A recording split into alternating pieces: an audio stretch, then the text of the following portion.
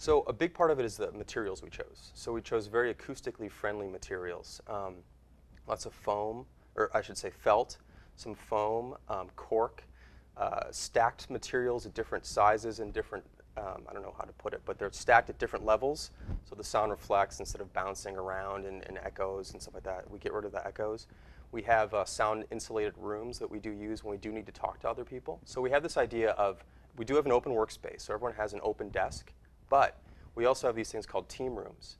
And when 2 or more people are talking, we say, go get a room. You know, go get a room. They go get a room, and the room is sound isolated. So they can have a conversation, loud if they want, but not bother everyone else who's working.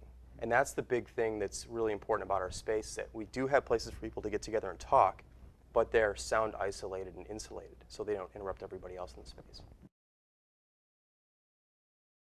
I think the modern sort of cool workplace is the open loft, wood floors, everyone out in the open collaborating all the time or talking all the time. And the difference, or the thing I think that's important to keep in mind is that interruption and collaboration are different things.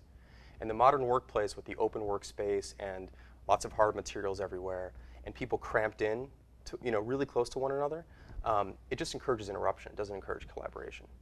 And so if you really want to get creative and really want to work on something, you need uninterrupted stretches of time to get those things done. And if someone's calling your name, you're sitting really close to somebody else, it's very hard to actually find that time. And I think that while there's some good stuff about being able to see people all the time and walk past people, and there's some nice stuff that happens in those environments, I think that it should be more the exception than the rule. The way we've kind of done it is for the past 10 years we've been writing on our blog. We have a blog called Signal versus Noise, and we've been writing all of our ideas down and sharing them with everybody else because we figure if they're valuable for us, I'm sure someone else could benefit from them. It doesn't cost us much to write these things down. We talk about them or write them down internally, so why not share them externally too?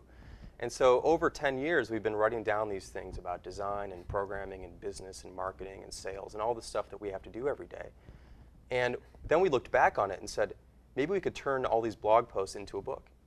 Maybe we can take the stuff we've already written and turn it into a book and polish it up and give it a single voice, but let's do that instead. So Rework and Getting Real Before It, which was our other book, are not things we sat down to decided to write. They're actually things we sat down and looked back and found the things we've already written and then compiled them together. So these aren't new ideas. These are old ideas. These are ideas that we've tried and we've tested and we've put out there.